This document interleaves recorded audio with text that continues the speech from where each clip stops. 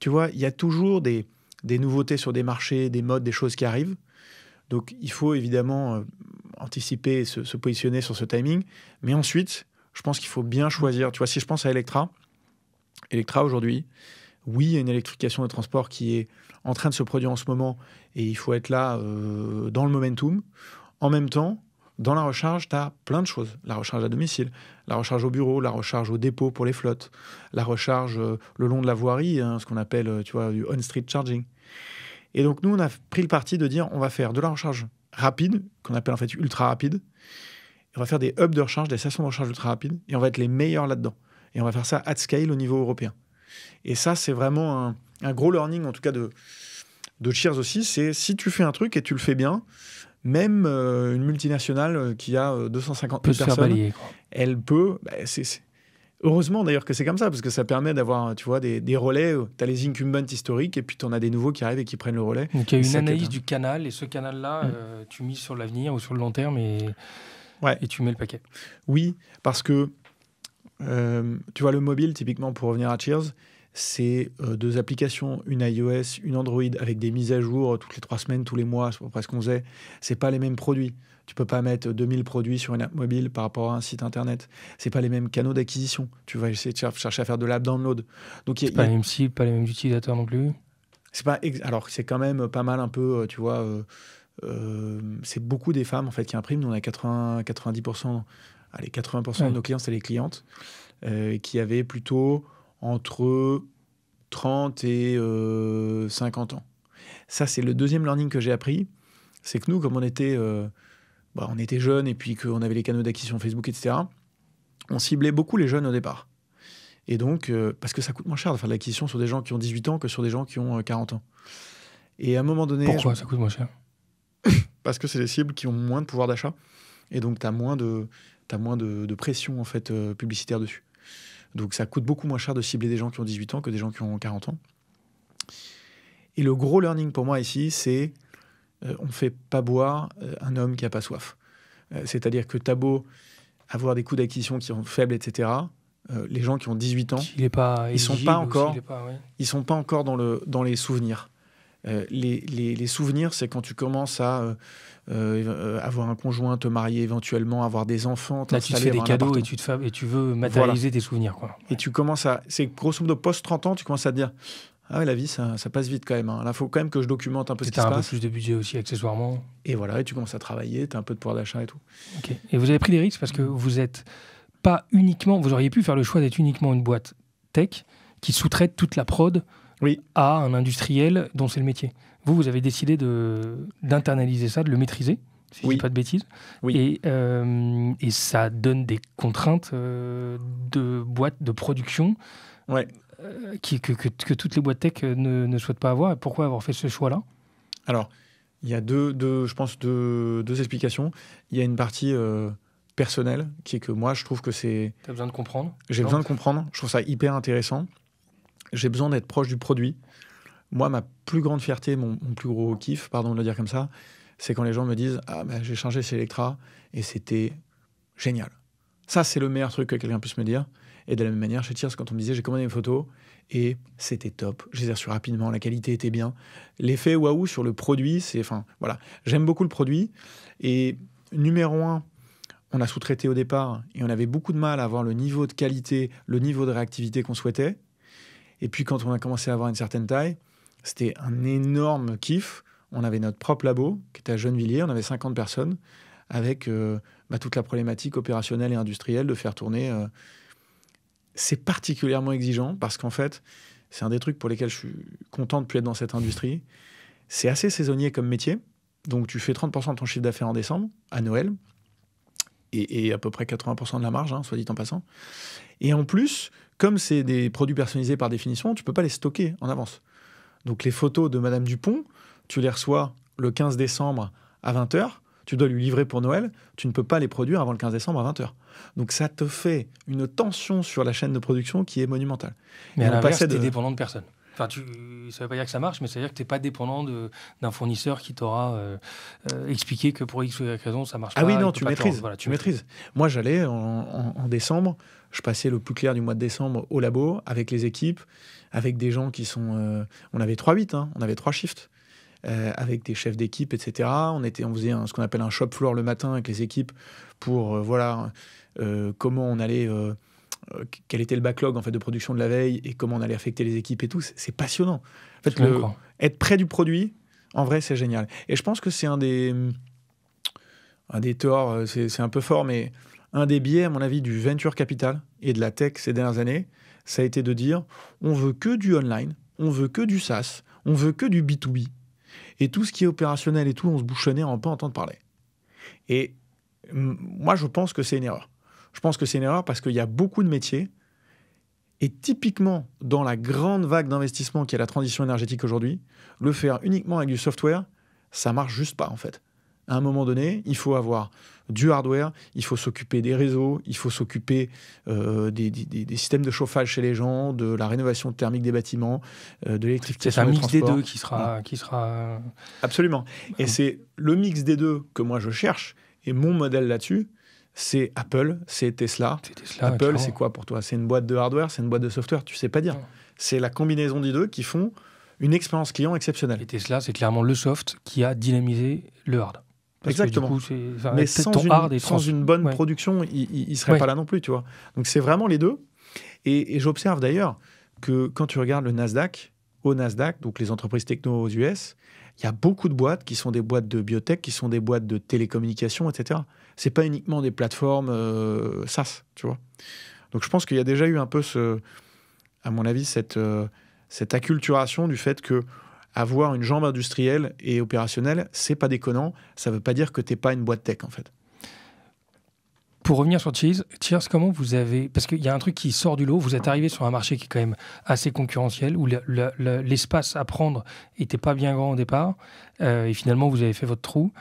Ça m'intéresse de comprendre comment on prend sa place dans un marché qui semble assez concurrentiel, avec des éléments différenciants, finalement pas... Enfin, tu les décris, et finalement, on se rend compte qu'il y a des choses, tu vois, la notion du mobile fait qu'on... Je n'avais pas maîtrisé que c'était un angle d'attaque et un élément différenciant important. Il y a aussi l'attachement à la marque qui était fort chez Cheers. Oui. Est-ce que tu arrives à l'expliquer avec un peu de recul, comment est-ce que cette notoriété de marque et cet attachement à la marque qu'on avait tous, c'est fait? Ça s'est opéré comment? C'est un truc que vous avez presque subi avec étonnement, ou c'est un truc que vous avez vraiment voulu créer, cette marque différente des autres? Non, ça c'est vraiment quelque chose qu'on a toujours voulu développer, partant du principe que dans un marché B2C, comme tu le dis, très concurrentiel, à la fin de la journée, les gens ne prennent pas un tableau Excel, ils vont lister les 50 sites internet qui impriment des photos en ligne, ils vont tout comparer. C'est clair. En fait, c'est un choix qui est plus émotionnel que rationnel, dans lequel les gens ils vont se dire « Ah tiens, ça j'en ai entendu parler, oh, je l'ai vu chez les copains, ah j'ai vu la pub à la télé, j'ai vu leur communication, ils sont sympas, ça a l'air cool ». C'est comme ça en fait que ça se passe, hein, le B2C. Et donc ça va donner envie aux gens de venir. Nous, en plus, franchement, ça nous faisait marrer. On a fait des trucs assez rigolos. On a fait un jeu concours, juste pour citer un exemple, dans lequel les gagnants, on a imprimé leurs photos sur un avion. C'était un avion partenariat qu'on a fait avec Transavia. L'avion, il a volé pendant 10-12 mois. Et il y avait les photos des gens. On est allé à Orly, ils voyaient la tête de leurs enfants sur l'avion. C'était extraordinaire, tu vois, c'était marrant. On a fait aussi plein de pubs télé, plein de choses un peu plus classiques. Mais on s'éclatait bien dans le fait de faire des choses un peu différentes. Et je pense que c'est aussi l'avantage de la start-up par rapport au groupe un peu historique, plus institutionnel, et qui en perd un peu en créativité. Et puis je pense que le truc important, je reviens dessus, c'est le produit. C'est-à-dire que tu peux dire, voilà, moi je suis sympa, sexy, avoir une super communication. À la fin de la journée, il faut que tu live up to the promise, quoi. Et c'est-à-dire qu'il faut vraiment délivrer quelque chose dans les temps, hyper qualitatif et tout, pour matcher avec cette promesse de objet sympa, beau, que les gens ils mettent chez eux. Il faut que l'expérience, malgré tout, derrière, elle se transforme et qu'elle soit bonne au final. Les photos, en plus, c'est un truc qui coûte que dalle. une photo, un tirage photo, aujourd'hui, ça coûte quelques 10, 30, 20, 10, 20, 30 centimes, tu vois, ordre de grandeur. Donc ça coûte rien. En revanche, la valeur émotionnelle, je te raconte pas. Il y avait un truc qu'on disait souvent, si tu demandes aux gens qu'est-ce qu'ils prennent en premier si leur maison brûle, les photos, c'est la réponse numéro 1 la plus citée. Okay. Donc c'est assez dingue. Hein. Touche à un truc sensible, où la valeur est perçue et supérieure, bien sûr. C'est tes enfants, ta famille, tes amis, c'est très intime, tu vois. C'est le fait de confier tes photos comme ça à une plateforme, il faut déjà avoir un minimum de confiance. Et je pense que, pour revenir sur juste 2 minutes sur la partie communication, construction de la marque, sur la partie marketing et médias, en fait, si tu le fais bien et que tu montres un certain niveau d'excellence, si c'est très bien fait, je pense que ça dit aussi quelque chose de la qualité de ton produit. Dit autrement, quand tu reçois un document qui est très bien fait, très bien construit et très clair, tu te dis, les gens en fait qui travaillent dans cette boîte, a priori, ils savent de quoi ils parlent et ils ont l'air de l'exprimer de façon assez claire. Donc ça inspire confiance. C'est la même chose en fait avec le marketing que tu crées autour de ton produit, je pense. Ok, bon à retenir. T'en parles avec un souvenir, bien sûr, positif de tout ça, parce que ça a été des sacrées années, ça a été des sacrées galères aussi, parce que le B2C, les contraintes de prod dont on peut parler, donc on peut imaginer, finalement, ça devait être des moments parfois où tu t'arrachais un peu les cheveux, mais visiblement, ça t'a pas dégoûté de l'entrepreneuriat. Vous êtes sorti en 2021, un peu, peut-être pas par hasard, mais dans le cadre de la 4e levée de fonds que vous faisiez, si je dis pas de bêtises, il y a un groupe allemand qui s'est présenté pour taper à la porte et potentiellement vous racheter, ce qui n'était pas attendu, mais il y a eu un fit, il y a eu un timing aussi qui était bon, et donc vous décidez de quitter l'aventure en avril 2021. Tout à fait. Okay. Tous les deux, vous êtes sortis avec Antoine en même temps ? Alors moi, je suis sorti tout début 2021, Antoine il est sorti fin 2021. Okay. Mais le groupe allemand, effectivement, l'énorme avantage qu'ils avaient, c'est que c'est des gens très long terme, c'est des gens qui ont... c'est le meilleur niveau de qualité en termes de production, pour moi. Et j'ai visité toutes les usines de tout le monde. Et donc, on s'est beaucoup retrouvé sur cet aspect qualité. Et nous, on avait aussi besoin de s'appuyer sur un gros industriel parce qu'à la fin de la journée, donc eux, ils avaient des usines partout en Europe. On en avait besoin de cette capacité. Et j'avais du mal à me dire, même avec tout l'argent du monde, comment est-ce qu'on allait construire XY labo dans les années à venir pour tenir le choc de la croissance. Assez gros, quoi. C'était une marche immense. Franchement, j'en dormais moyennement la nuit. Et donc, quand les Allemands sont arrivés, ils avaient déjà toute cette machine industrielle extrêmement puissante. Mais tu t'apprêtais à te lancer quand même. Enfin, tu t'apprêtais à la franchir. Ah oui, on avait déjà des NBO de levée de fonds qui étaient déjà là. Hein. On était prêts à faire la levée de fonds. Bon. Qu'est-ce qu'on fait quand on vend sa boîte comme ça, une boîte qui faisait quand même 25 millions de chiffre d'affaires, on se fait un break de dingue et on réalise des rêves à ce moment-là ou on renchaîne 50 direct... millions de chiffre d'affaires. 50, pardon. J'étais à la moitié, de corriger. Tu fais bien. Et qui gagnait de l'argent. Je le dis aussi avec un petit sourire parce que c'est très dur dans l'e-commerce de gagner de l'argent. Oui, effectivement. Il faut serrer. C'est pas le meilleur élève de la classe des investisseurs non plus. Et c'est pas toujours... mais bon. Ouais, donc, une belle boîte, rentable, et qui devenait sérieusement... grosse, sur un plan européen. Donc voilà, belle carte, belle réalisation. Quand tu en sors, à ce moment-là, tu as envie de faire quoi ? Tu te fais un petit craquage ou deux ? J'en sors le 31 mars 2021.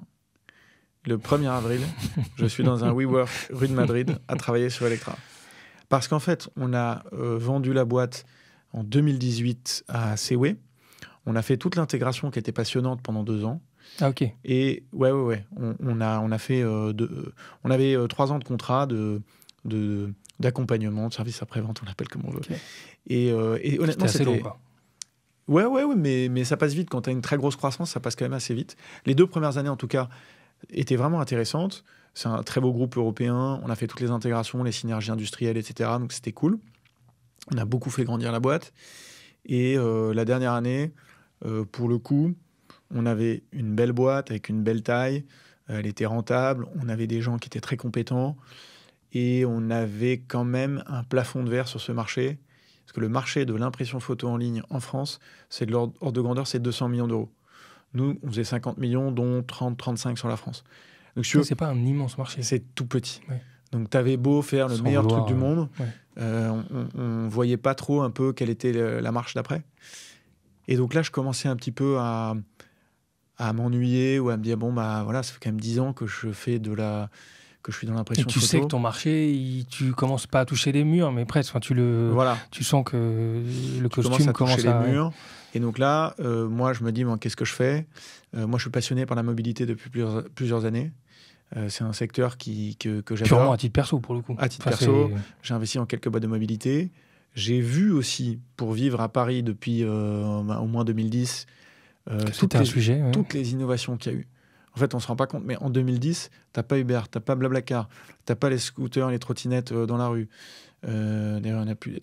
Tu n'as pas la location, tu vois, Virtuo, où tu viens avec ton téléphone et tu débloques ta voiture. Ouais, ça s'est fait en un mouchoir de poche. C'est dingue. En 10 ans, ce qui s'est passé à la mobilité, c'est dingue. Il y a eu un Big Bang et moi, je suivais ça avec gourmandise. Je piaffais de bosser dans ce secteur parce que j'adorais ça.